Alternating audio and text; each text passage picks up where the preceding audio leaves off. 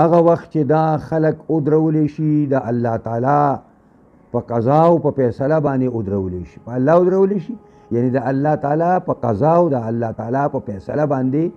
هغې دپاره دوی د الله مخې ته ودرولی شي چې الله به په دې کې قاضي وي او الله به په دې کې حاکم وي. قضا به الله کوي، جج به الله وي او فیصلې به الله کوي په دې باندې. نو که ته ووینې د دوی حالت نو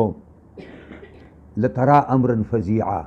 وبه وینې ته یو ډېر ناشنا غوندې کیفیت او ناشنا غوندې حالت او ناشنا غوندې منظر به ستا راشي په دی کې